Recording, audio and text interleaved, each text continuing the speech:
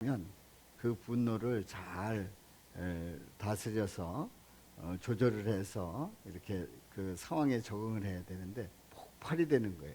다스릴 수가 없는 거예요. 그래서 분노 조절이 장애가 되면 그것을 그 조절할 수 없으면 시도 때도 없이 때와 장소를 가리지 않고 그저 폭발하고 자신을 쏟아 놓게 됩니다. 그러다 보면 그 관계나 그리고 하는 일들 그리고 인생이 망쳐질 수가 있습니다. 그래서 큐 영상에서 보면은 분노 조절 장애를 어떻게 해야 된다고요? 분노 조절 잘해. 분노 조절 잘해. 이렇게 바뀌어야 된다는 거죠. 우리는 일평생 살아가면서 화가 치밀어 오르는 그런 때를 많이 경험합니다. 생활 속에서. 그래서 하루에도 12번도 화가 날 때도 있지요. 그리고 그것을 누그러뜨리고 만일에 화 나는 대로 산다고 하면 아마 지구는 폭발했을 거예요. 전쟁도 아마 핵전쟁도 몇 번 일어났을 것입니다. 그래도 분노 조절을 나름대로 잘 하기 때문에 그래도 사회는 유지되는 것 아닌가 생각이 듭니다. 자, 우리는 오늘 이 분노가 치솟을 때 여러분들은 어떻게 하고 있죠? 분노가 치솟을 때, 화가 날 때 어떻게 그걸 조절하고 있습니까? 우리 예수님은 분노에 대해서 어떻게 하라고 말씀하시는지 오늘 말씀을 통해서 은혜를 나누고자 합니다. 오늘 이 본문은 아담과 하와가 이제 자녀를 낳게 됩니다. 그래서 가인과 아벨을 낳게 되지요.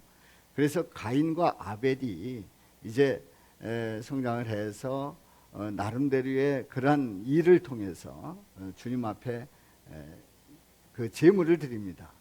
제사를 드리는 거예요. 예배를 드리는 겁니다. 그런데 가인의 제물은 우리 하나님께서 받지 아니하시고 아벨의 제물은 받으셨어요. 자, 여기에 대해서 가인은 몹시 속상해합니다. 몹시 속상해요. 분노가 치밀어 오르지요. 우리 하나님께서 거기에 대해서 분명히 언급을 하셨음에도 불구하고 경고를 하셨음에도 불구하고 이 가인은 그 분노를 참지 못하고 결국은 들에 나와서 아벨을 쳐 죽이는 불상사가 일어납니다.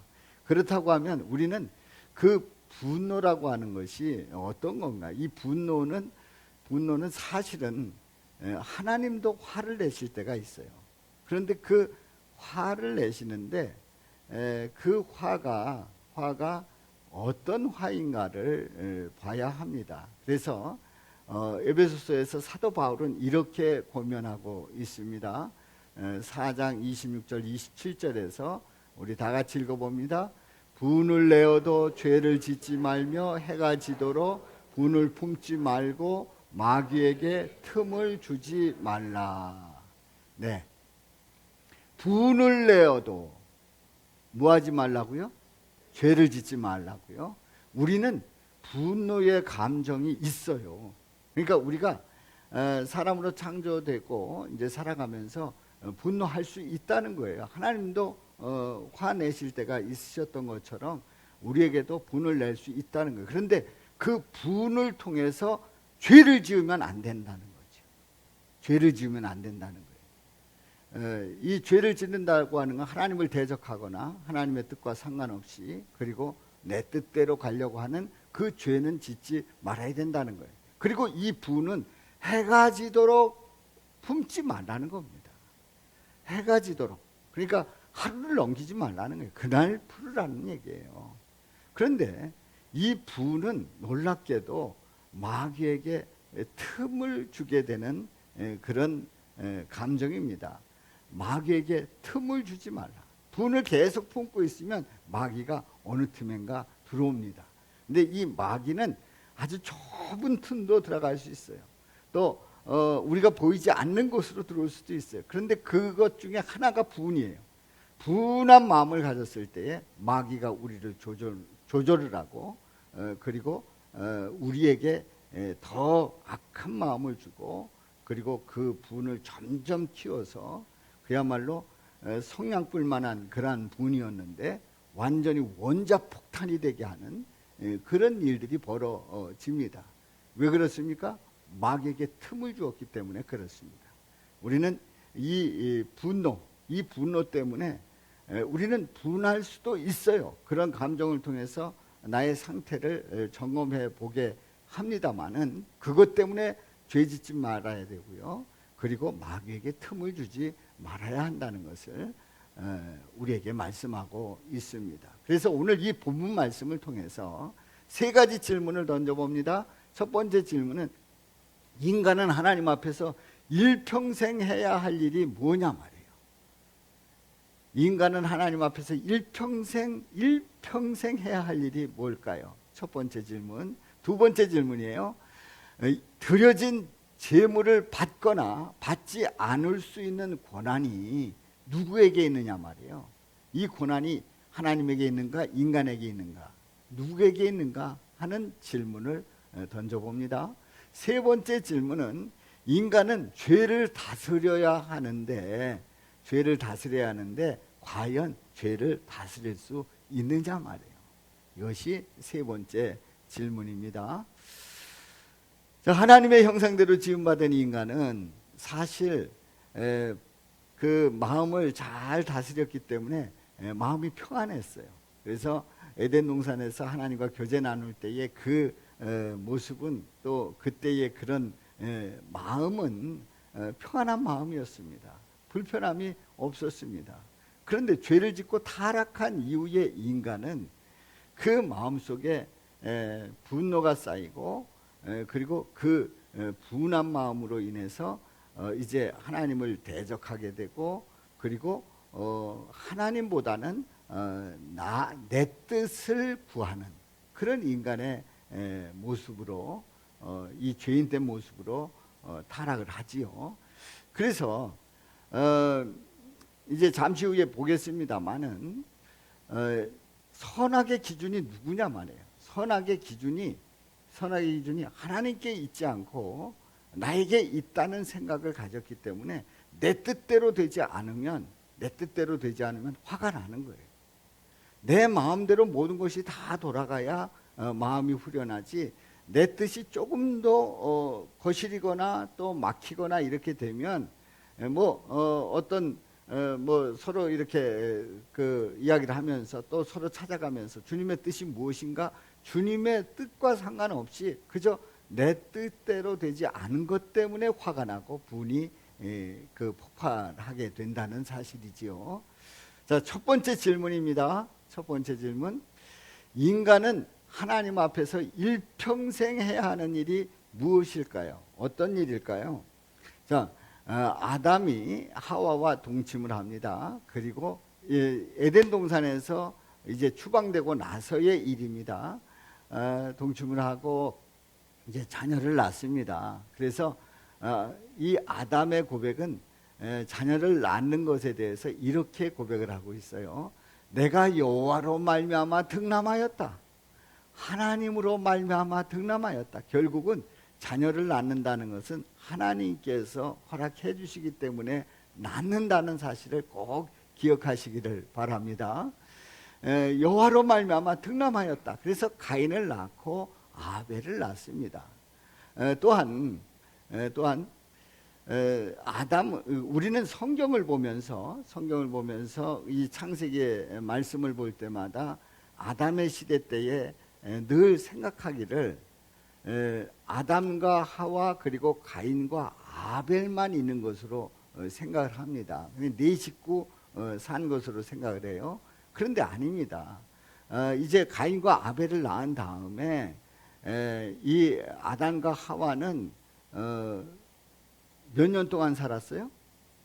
930년 동안 살아가게 됩니다. 930년 동안 살아가면서 이제 아벨의 아우 셋도 130세에 낳았거든요. 그때에 하나님은 사람들에게 장수를 허락해 주셨고 그래서 이제 거의 1000년까지 이렇게 살아가는 그러한 사람들이 많았지요.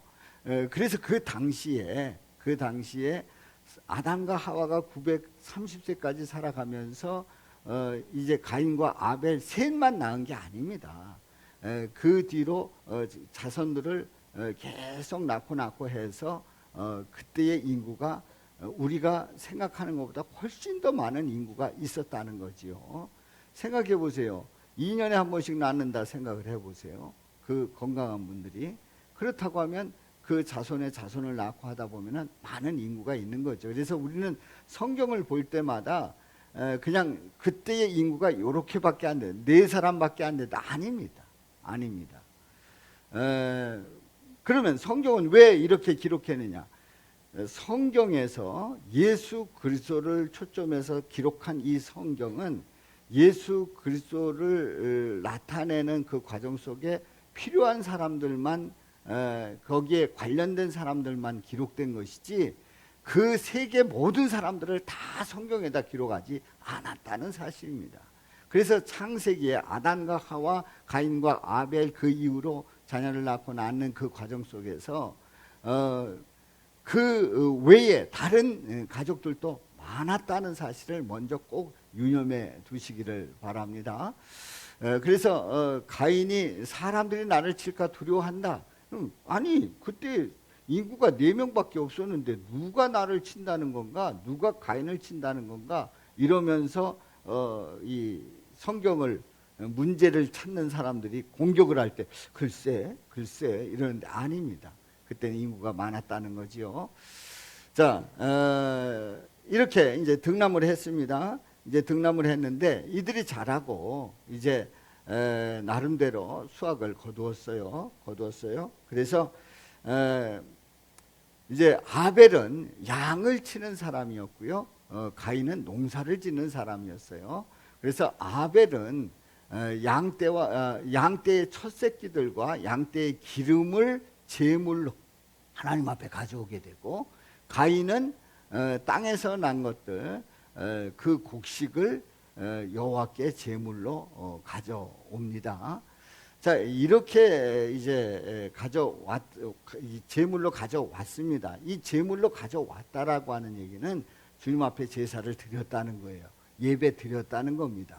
그러니까 아담과 하와가 하나님 앞에서 예배 드리고 그 예배를 자녀들에게도 알려주었고, 이 자녀들도 자신들이 이제 이렇게 그 농사를 짓고 가축을 치고 이렇게 해서 그 열매들을 주님 앞에 드리는 제사를 이어가는 그런 모습을 보게 됩니다. 그래서 이 말씀을 보게 되면 인간은 하나님 앞에서 일평생 제사 곧 예배 드려야 된다는 존재예요. 아멘입니까? 그러니까 인류의 시작에서 아담과 하와 그리고 가인과 아벨은 하나님 앞에 제물을 드렸어요. 제사를 드렸단 말이에요.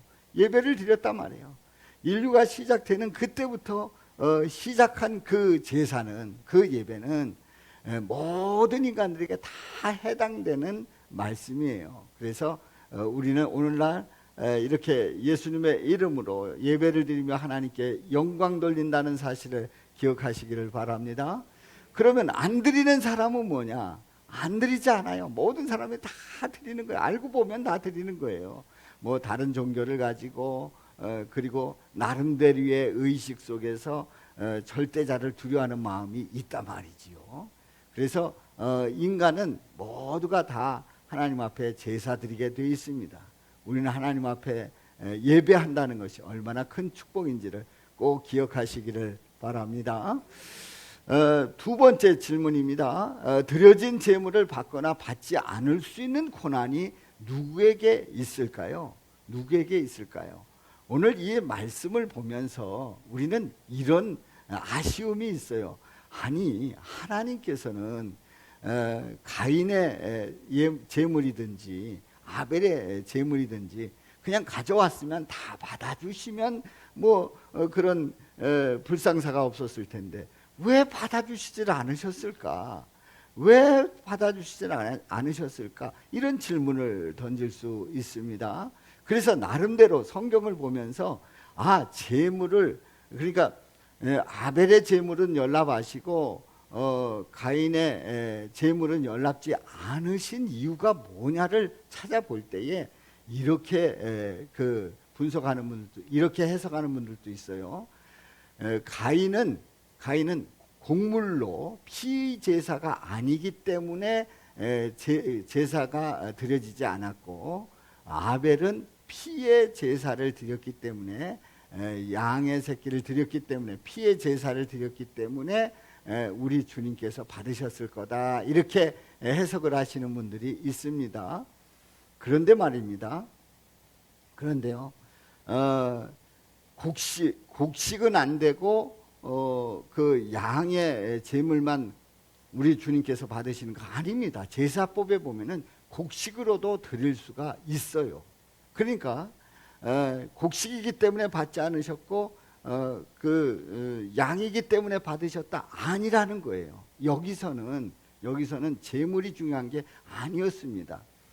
제물을 드리는 동기가 중요했어요. 어떤 마음을 가지고 드리느냐 하는 얘기였어요. 자, 우리는 성경을 보면서 전제하는 게 있습니다.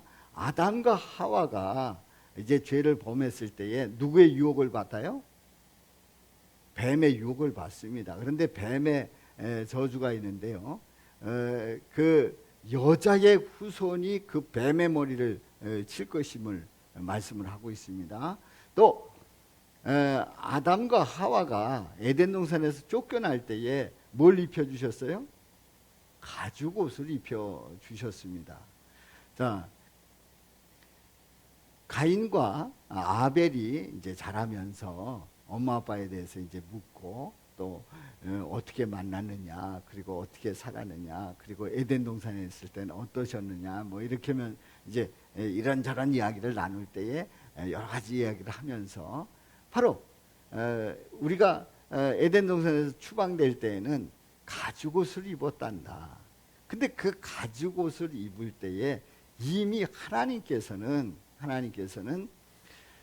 메시아를 보내겠다는 사인을 보내주신 거예요. 다시 얘기해서 아담과 하와는 인간을 구원하시러 메시아가 오신다는 사실을 가죽 옷을 입으면서 깨달았다는 사실입니다. 그 메시지를 받은 거예요. 그러니까 아담과 하와는 가인과 아벨에게 메시아가 온다는 사실을 알려준 거지요.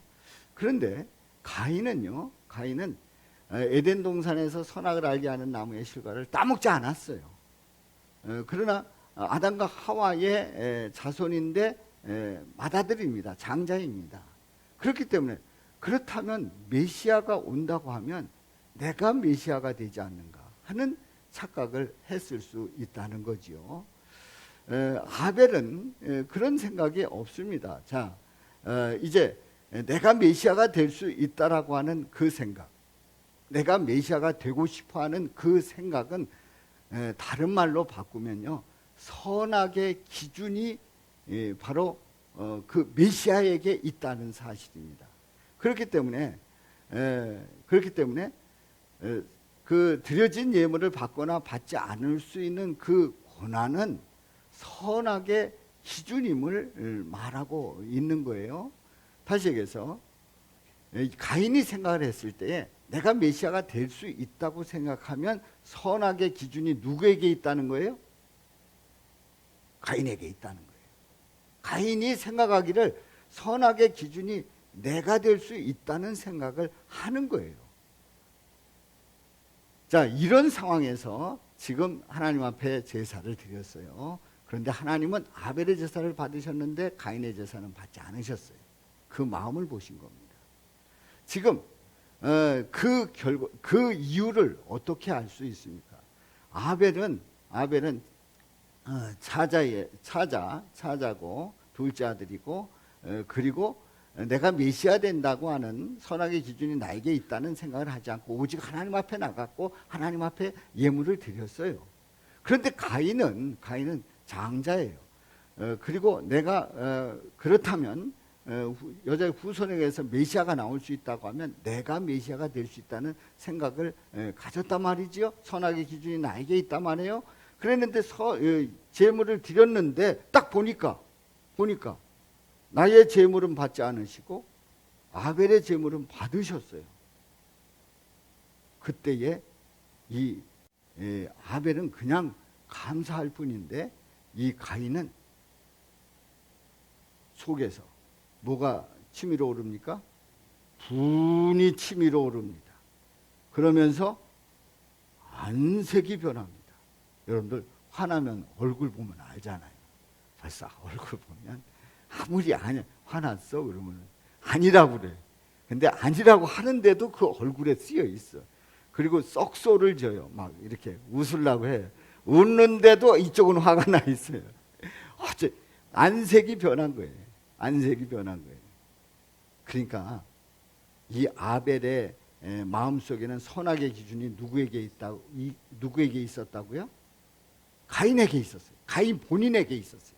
그러니까 하나님이 내 제사를, 내 제물을 받지 않았다 화가 나는 거예요. 어딜 하나님이 나의 제물을 받으셔야지. 내가 누군데? 그러니까 하나님이 받지 않았다는 그 자체에 대해서 선악의 기준을 가지고 있는 이 가인은 화가 나는 거예요. 이럴 수가 없는 거예요. 어딜 내 제사를 받지 않았는가? 아니 세상에 아우의 제사는 받았고 내 제사를 받지 않았어. 그럼 누가 경쟁자가 되는 거예요? 아벨이 경쟁자가 되는 거예요. 그냥 둘 수가 없는 거예요. 그런데 하나님은 이미 그 마음을 다 꿰뚫어 보신 거예요. 선악의 기준이 본인에게 있고 본인이 가인이 제물을 드릴 때 이걸 받을 거라고 하는 전제로 그리고 받으셔야만 한다고 하는 그 단정을 짓고 드리는 이 가인의 제물을 하나님께서 기쁘게 받으시겠느냐 말이에요. 우리 하나님은 받지 않으신 거예요. 그러면 받지 않으셨으면 만일에 가인이 선악의 기준이 하나님께 있다고 그렇게 전제되어 있다면 어떻게 했을까요? 주님, 제 제물이 연락되지 않은 이유가 뭘까요? 저는 알고 싶습니다. 주님께서 말씀하시. 그러면 깨닫는 거예요. 아, 내가 선악의 기준이 됐구나. 내가 메시아가 되려고 했구나.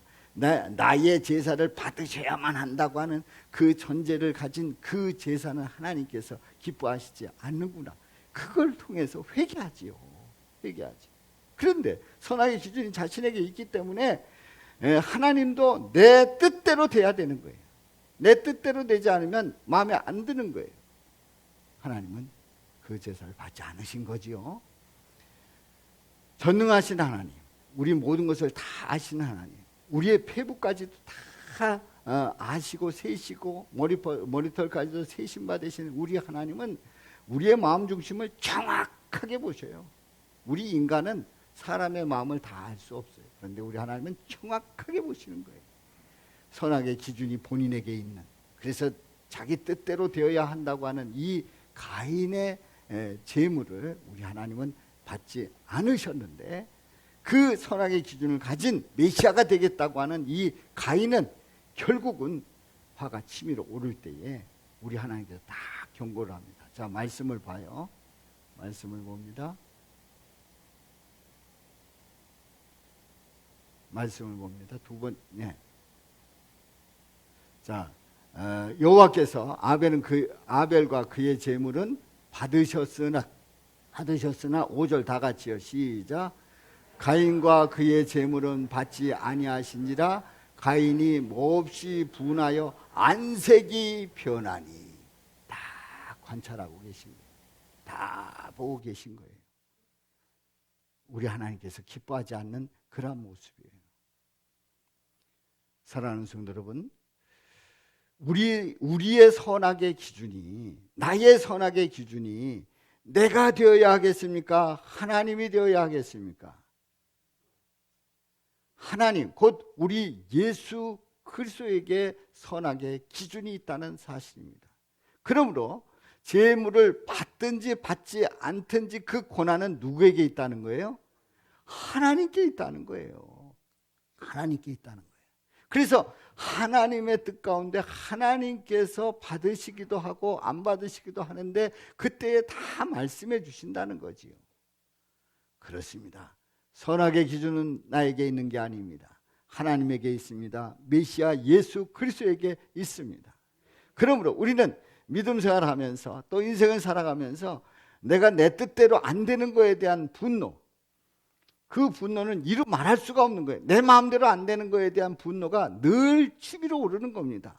바로 그 이유는 선악의 기준이 나에게 있을 때에 그게 특별히 더 치솟는다는 사실이지요. 선악의 기준은 살아계신 하나님께 있음을 고백하며 주님께 모든 것을 맡기고 믿음으로 나가시기를 주님의 이름으로 축원합니다. 주님의 뜻을 믿음으로 받아들이시기를 주님의 이름으로 축원합니다. 세 번째 질문입니다. 그러면 인간은 죄를 다스려야 하는데 과연 죄를 다스릴 수 있을까요? 한번 성경을 보겠습니다. 하나님께서 이제 말씀합니다. 다 분하다는 거 다 아시는 거죠. 네가 분하여 하면 어찌 됨이며 안색이 변하면 어찌 됨이냐. 다른 성경에 보면요, 세번역에 보면은 고개를 떨구는 일이 어찌 됨이냐 이렇게 말씀하고 있어요. 그리고 7절에 있는 말씀 시작. 내가 선을 행하면 어찌 낯을 들지 못하겠느냐.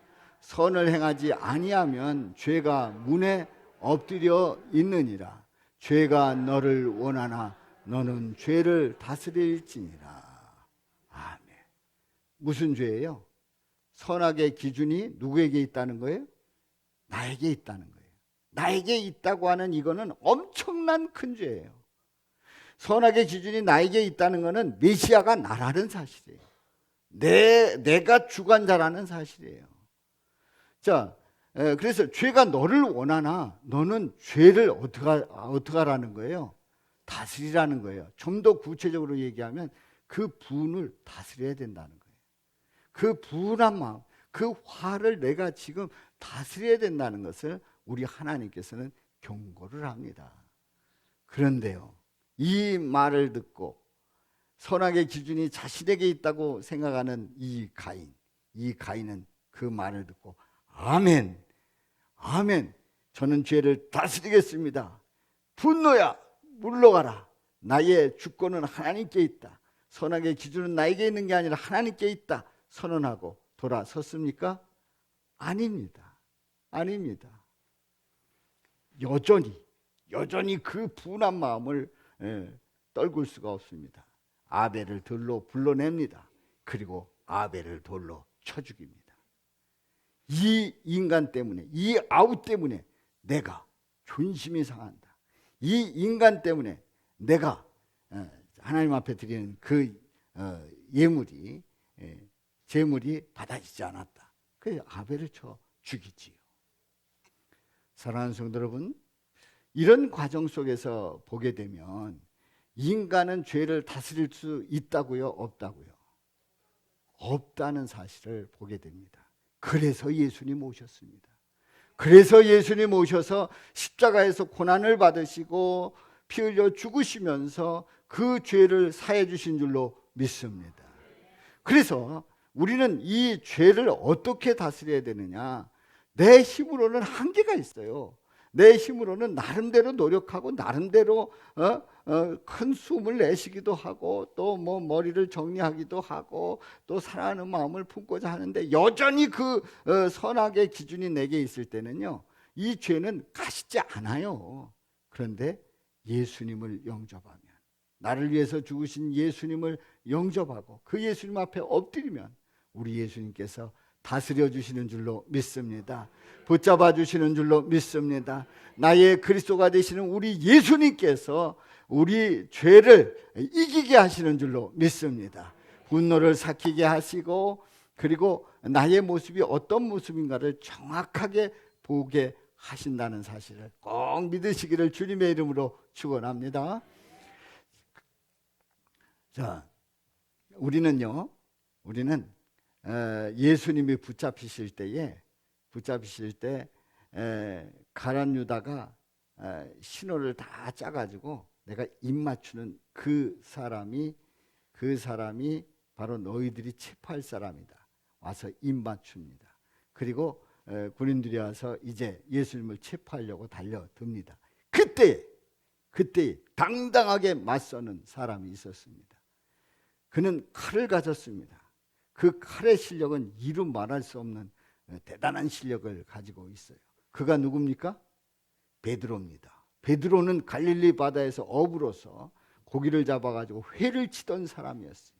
그래서 생선을 요리하고 했던 이 베드로는 그야말로 회치는 실력으로 대제사장의 종 말고의 귀를 후려쳐가지고 귀를 정확하게 떨어뜨립니다. 예수님 체포할 수 없다는 거죠. 그러면서 칼을 휘두르고 접근하지 말라고 큰 소리를 칩니다. 그런데 예수님은 그러한 베드로에게 야, 너 언제 그렇게 칼을 가져왔냐? 야, 너 칼솜씨 대단하다. 나를 막아줘서 너무 고맙다. 네가 앞으로 살아가려고 하면 그 칼은 꼭 가지고 다녀야 한다. 그 칼로 너가 원수들을 다 물리치면서 살아가면 너는 멋진 삶을 살 수 있다라고 칭찬했다는 사실을 여러분들은 아무도 믿지 않습니다. 그렇지 않았다는 거지요. 우리 예수님께서는 그 종의 귀를 주어서 다시 붙여주십니다. 병을 낫게 하시는 거예요. 그러니까 예수님께서 죽으시기 직전까지 최후로 그 병을 고쳐주신 분이, 정형수술하신 분이, 정형수술한 대상이 말고예요. 말고의 귀를 붙여주셨어요. 말고의 귀를 붙여주시면서 베드로에게 말씀하십니다. 칼을 칼집에 꽂으라. 칼을 칼집에 꽂으라. 너의 분노를 삼켜라. 너는 하나님의 뜻을 따라가야 된다. 왜냐하면 우리 예수님을 체포하러 온 그런 사람들을 천군을 동원해서 얼마든지 물리치실 수 있는 예수님이세요. 얼마든지 물리치실 수 있는 예수님인데 이걸 있는 그대로 받아들이는 거예요. 왜냐하면 하나님의 뜻을 이루는 과정이기 때문에. 그래서 그 요한복음에 보면 이렇게 말씀을 하고 있습니다. 요한복음에 보면 아버지께서 주신 잔을 마시지 않겠느냐. 칼을 칼집에 꽂으라. 아버지께서 주신 그 잔을 마시지 않겠느냐 하면서 나는 지금 이 과정 속에서 하나님의 뜻을 따르겠다는 거예요. 내 뜻이 아니라 누구의 뜻? 하나님의 뜻을 따르겠다는 거예요. 그렇습니다. 예수님까지도 예수님의 뜻이 아니라 하나님의 뜻을 구하고 하나님의 뜻대로 이루어지기를 원하셨다는 사실이지요. 그렇습니다. 우리는 죄를 다스리려고 하면 내가 나를 다스릴 수가 없어요. 분노, 이 치솟는 그 분노 내가 다 다스릴 것 같죠? 아닙니다. 누구만이 다스릴 수 있어요? 우리 예수님만이 다스려 주시는 줄로 믿습니다. 예수님 영접하고 예수님 나를 도와주세요. 나의 죄를 용서해 주세요. 이 분노를 삭혀 주세요. 이 분노를 날아가게 해주세요. 또 이 분노가 가라앉게 하여 주옵소서. 이렇게 주님 앞에 기도할 때 우리 주님은 우리를 품어주시고 그 분노를 가라앉게 하시고 그리고 주님의 뜻을 구하게 하시고 주님의 마음으로 가득 채워주실 줄로 믿습니다. 그러므로 마음은 어떻게 해야 돼요? 다스려야 합니다. 마음은 어떻게 하라고요? 다스려야 합니다. 화가 치밀어 오르는 그 마음을 예수님이 만져주실 때 다스릴 수가 있습니다. 만약에 나는 화가 나면, 내가 분노하면 하나님도 못 말려. 성령님도 나를 말릴 수가 없어. 그리고 화낸다. 실제로 그렇게 말한 분이 있어요. 어느 회의석상에서 나는 하나님도 못 말려. 내가 화나면 하나님도 못 말려. 그럼 누가 하나님이 되는 거예요? 본인이 하나님이라는 거예요. 그게 그렇게 되는 거예요. 그렇게 되는 거예요. 메시아가 본인이라는 거예요. 하나님도 못 말려요. 성령님도 못 말린다는 거예요. 어딜? 사랑하는 성도 여러분, 만약에 그렇게 고백한다고 하면, 그렇게 말한다고 하면 그 사람은 예수 안 믿는 거예요. 정확하게 말하면 예수 안 믿는 사람이에요. 물론 직분은 가졌으나 예수 안 믿는 거예요. 예수님이 만져주실 때 분명히 그 화는 다스려지게 돼 있다는 사실을 꼭 믿으시기를 바랍니다. 하나님 아버지는 인간들이 마음을 다스리지 못하고 그 분노가 치솟고 그리고 그 뒷감당을 못할 때 예수님을 보내주셔서 그 화를 다스리는 그 모습을 보여주셨고, 또 우리 예수님 만져주시고, 선악의 기준이 바로 예수님에게 있음을 분명히 알려주셨습니다. 오늘 이 말씀을 통해서 아벨은 참으로 복 있는 사람이에요. 왜냐하면 가인은 이 제물을 내가 이렇게 가져왔는데 받으셔야 된다라고 하는 그 어떤 자신이 선악의 기준이 되어서 드렸죠. 결국은 연락이 안 된 겁니다. 그런데 아벨은 그저 하나님 앞에 드린 거예요. 자신이 죄인임을 고백하면서 하나님 앞에 드린 거예요. 선악의 기준이 자기가 아니에요. 하나님의 뜻이에요. 하나님이 선악의 기준이에요. 하나님의 뜻대로 따르겠다는 거예요. 그리고 드릴 때에 아벨의 제사는 연락이 된 거지요. 물론 형으로부터 맞아 죽습니다마는, 그러나 그는 하나님 앞에 제사를 제대로 드리고 하나님의 뜻 가운데서 그는 이제 순교를 한 겁니다. 아벨은 자기가 도덕 그 선악의 기준이 아니라 하나님의 뜻대로 제물을 드렸기 때문에 복이 있는 사람이라고 하는 것을 분명히 말씀드릴 수 있습니다. 현대인들은요, 이 분노를 어떻게 다스려야 되는지 나름대로 연구를 많이 합니다. 그래서 정신분석학적으로, 심리학적으로, 상담학적으로 등등 이런 연구를 하면서 화는 이렇게 다스려야 된다. 그래서 분노를 어떻게 조절해야 되는지 이런 것들을 세미나를 통해서 학술제를 통해서 이제 발표하기도 하고 나누기도 하고 그런 사례도 발표하기도 합니다. 그런데 분명한 것은 선악의 기준이 내게 있다. 그러면 결국은 분노를 다스릴 수가 없어요. 선악의 기준이 하나님께 있을 때만이 그 분노는 다스려진다는 사실을 분명히 기억하시기를 바랍니다. 그래서 누가 다스린다고요? 예수님이 다스린다는 거예요. 선악의 기준이 되시는 예수님이 그 분노를 다스릴 수 있는 거예요. 그리고 주님께 맡기고 믿음으로 나갈 때 다스려지는 거죠. 그러므로 하나님의 자녀는 누구냐? 하나님의 자녀 성도는 화가 치밀어 오를 때에 예수님이 만져주시면 다스리는 자가 성도라는 사실을 꼭 기억하시기를 바랍니다. 만약에 예수님이 만져주시는데 나는 필요 없어, 나는 내 길 가, 그렇다고 하면 성도가 아닐 수 있어요. 성도는 화가 치밀어 오를 때 예수님이 만져주시면 다스려지는 그 자가 성도라는 사실을 꼭 기억하시기를 바랍니다. 자, 그러면은 잠언 16장에 있는 말씀에 보면 이 노하기를 더디하는 자, 또 마음을 다스린 자는 어떤 자인가를 아주 명확하게 말씀하고 있는데요. 우리 다 같이 읽어봅니다. 시작. 노하기를 더디하는 자는 용사보다 낫고 자기의 마음을 다스리는 자는 성을 빼앗는 자보다 나으니라. 아멘. 마음을 다스린다. 그러면 성을 빼앗는 자보다 낫다는 거예요. 자, 그러면은 이제 간단히 오늘 말씀을 적용해 봅니다. 이 분노의 원인이 뭔지, 그리고 분노를 어떻게 다스려야 되는지 이제 적용을 해 봅니다. 자, 분노의 원인을 봅니다.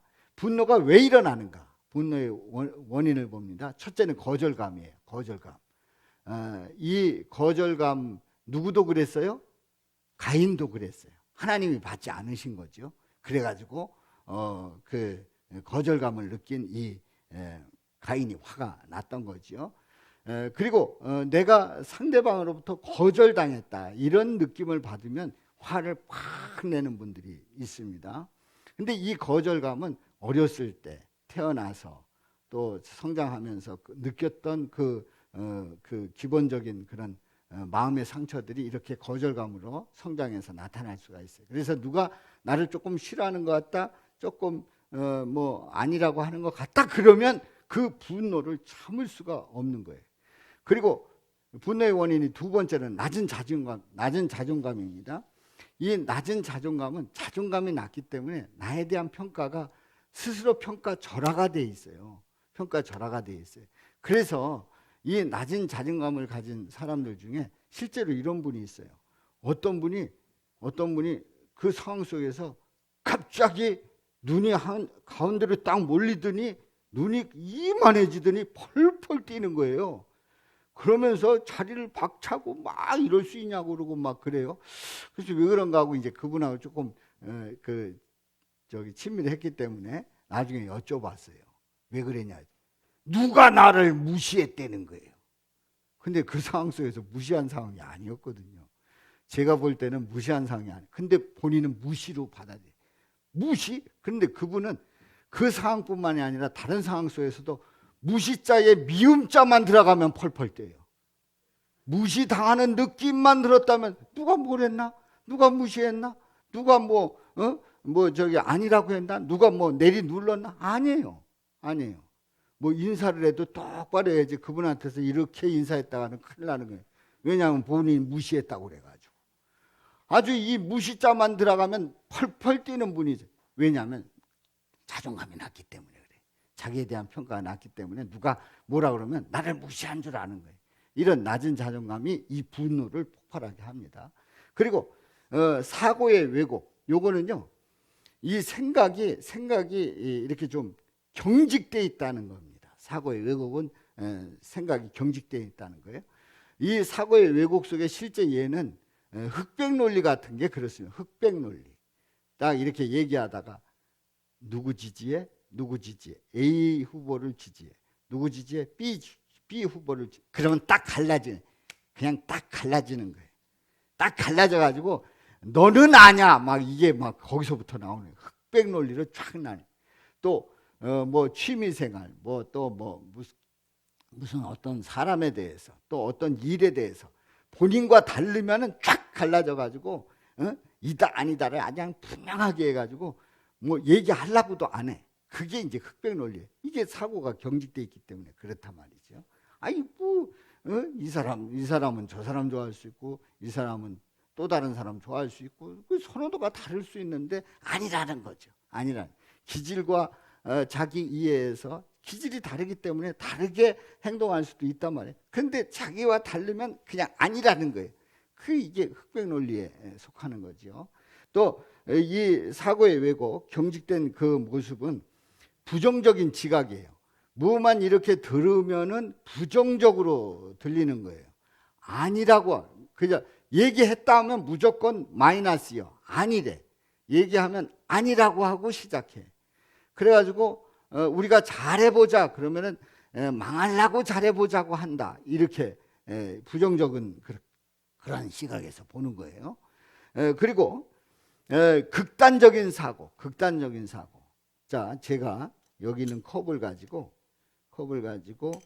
보니까 이제 음료가 있단 말이에요. 그래서 물을 마셨어요. 그래서 마시고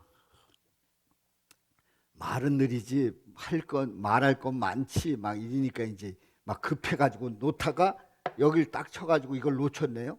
그래가지고 넘어지면서 컵도 깨지고 물이 쏟아졌어. 그럴 수 있잖아요. 그럼 이거 어떻게 하면 돼요? 닦고 뭐 이렇게 하고 컵 다시 바꾸고 이러면 되는 일을 망했다, 절단 났다, 끝장났다. 이런 무슨 얘기만 해. 뭐가 조금만 뭐 했다, 뭐 어디 가서 차 뭐 조금 이렇게 그 접촉 사고가 있다, 그래 큰일 났다고 생각하는 거예요. 아주 벼랑 끝에까지 간 거죠. 쫑났다 막 이렇게. 에? 아니 그렇지 않잖아요. 이게 여기 쳐가지고 여기 엎질러지고 좀 깨졌다고 쳐요. 닦으면 되는 걸 그게 뭐 큰일 났다네. 이게 망했다는 거예요. 뭐가 망한 거예요? 절대 망하지 않은 거예요. 우리가 살다 보면 별의별 일들이 있어요. 뭐 크고 작은 일들, 또 한계사항 부딪히고 막 이래. 그러면 거기에 딱 부딪히면 갑자기 어떻게 돼요? 저도 그래요. 저도 사실은 그래요. 뭐 일이 어디 가가지고 저쪽에서 아시아드 경기장에서 오다가 딱 신호에서 섰는데 뒤에서 딱 치는 거예요.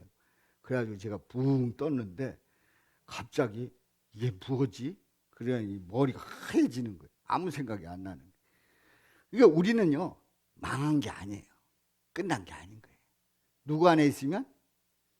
주님 안에 있으면 주님의 뜻 가운데서 다시 다 일어날 수 있고요. 다시 시작할 수 있어요. 우리는요 그 어떤 무언 일을 하다가 무언 일 때문에 일어나서 이젠 망했다, 끝장났다, 이제 볼 일 다 봤다, 그런 얘기 할 필요가 있다고요, 없다고요? 그럴 필요가 없다는 얘기죠. 그리고 이게 이제 사고가 경직돼 있을 때 그렇단 말이죠. 그리고 이제 개인화를 시키는 거예요. 그러니까 어떤 일이 있으면 다 그냥 어떤 개인에게, 그러니까 나에게 아니면 누구에게 모든 걸 다 몰아가지고 그 인간 때문에 해가지고 그게 이제 될 때, 이게 이제 경직이 돼 있으니까 아, 이게 어떻게 해서 이걸 어떻게 누구하고 어떻게 풀어가면 잘 풀어갈 수 있을까, 이렇게 사고가 유연해야 되는데 이게 딱 경직이 돼 있으면 그냥 누구 때문에 다 망했다, 누구 때문에 다 절단났다, 누구 때문에 대한민국 이제는 끝장났다, 그래서 이민 가야 되겠다, 막 이런 생각이 드는 거예요. 자, 사고의 왜곡을 보았고요. 사고의 왜곡 속에서 분노가 이제 치솟는다는 거죠. 그리고 완벽주의. 자, 애들이 뭐를 했을 때에 실수를 할 수 있어요. 실수할 수 있는 그걸 가지고 그거 하나 실수한 것 때문에 너는 어떻게 살래? 연필 하나 잃어버리고 왔어요. 뭐 필터 하나 놓고 왔어요. 너는 잃어버리면 어떻게, 일평생 살아가면서 너 뭐 잃어버릴 거냐? 집문서 잃어버릴 거냐? 뭘 그렇게 얘기를 해. 그냥 잃어버렸으면 아, 그럴 수도 있다, 그럴 수도 있지. 뭐 실수, 뭐 적다가 실수할 수 있고, 또 뭐 보내다가 그 전에 저기 4만 5천 원인가를 송금해야 되는데 4,500원을 그 송금을 했더라. 그래서 아이 적게 왔다고 저한테 연락이 왔어요. 그래서 아닌데요, 제가 분명히 보내는데 봤더니 공을 하나 덜 찍은 거예요.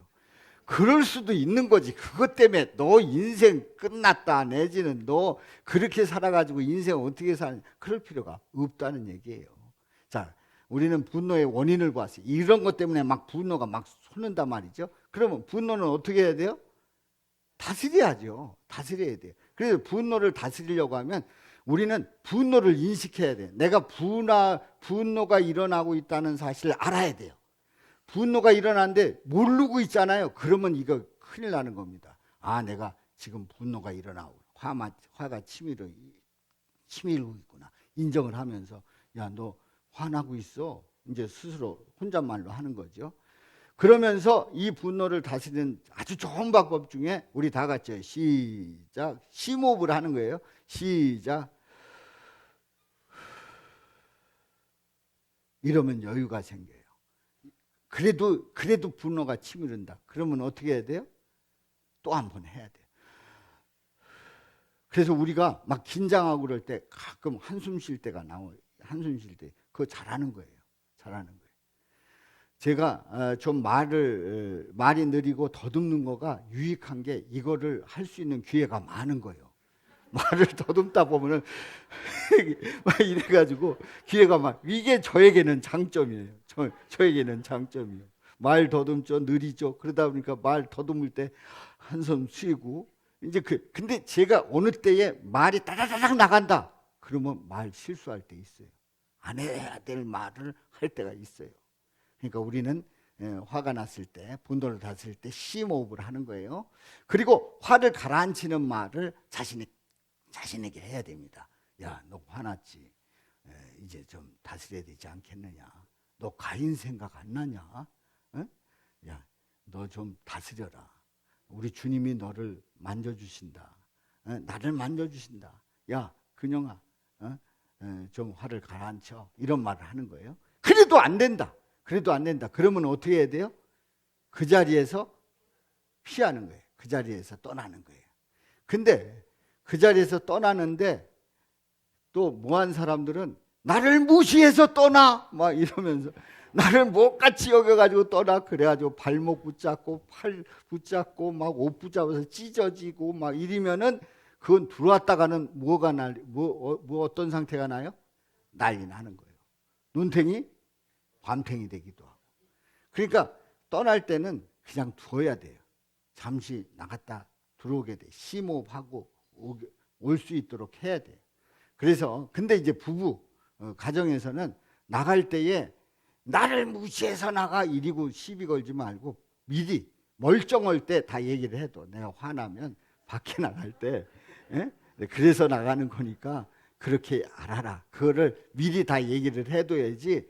그냥 아무 말 없이 싸움만 나면 입이 이만큼 나오기 시작하면 무조건 나가. 그러면 큰일 나는 거예요. 큰일 나는 거예요. 우리 가정에서 그 전에 뭐 어찌고 저찌고 하는데 그 아내가 저쪽 방으로 가더라고요. 그랬더니 제가 코를 골고 있더라는 거죠. 그래가지고 가봐야 소용없다 그리고 다시 그 우리 방으로 왔다는 거예요. 근데요, 그 자리에서 피하는 방법 아주 좋은 방법이에요. 그리고 나 전달법으로 마음을 표현하는데 사실에 대해서 나의 느낌을 말하고 그걸 요약하는 게 나 전달법 I 메시지라고 합니다. 혹시 이거에 대해서 알고 싶으신 분은 나중에 저한테 질문하시면 제가 좀 더 자세히 사례를 들어서 말씀을 드리겠습니다. 그리고 이 과정 속에서 이제 분노를 다스릴 때에 예수님께 감사해야 돼. 이 상황이 잘 다스려졌어. 이 상황이 잘 넘어갔어. 그러면 예수님, 그때 막 치밀어 오르는 거 잘 다스리게 해주셨으니 감사합니다. 그러면서 이제 본인에게 축복하는 거예요. 본인에게 축복하는 거예요. 야, 잘했어. 잘 참았고 그때 예수님 마음 품기 잘했어. 그러면서 본인에게 축복하는 거예요. 분노를 다스릴 줄로 믿습니다. 그런 은혜가 함께 하시기를 주님의 이름으로 축원합니다.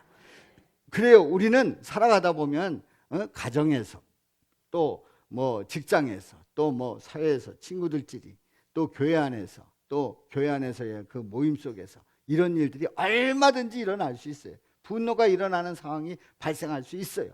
그런데 이 분노에 치지 말고 예수님으로 잘 다스려서 승리해서 멋진 우리 성도님들 되시기를 주님의 이름으로 축원합니다. 이 훈련을 잘 이겨나가시기를 주님의 이름으로 축원합니다. 한번 선포해 봅니다. 선악의 기준이 인간에게 있으면 분노를 다스리지 못하지만 선악의 기준이 예수님에게 있으면 분노를 다스릴 수 있다. 아멘. 우리 다 같이요. 시작. 선악의 기준이 인간에게 있으면 분노를 다스리지 못하지만 선악의 기준이 예수님에게 있으면 분노를 다스릴 수 있다. 아멘. 살아계신 아버지 하나님,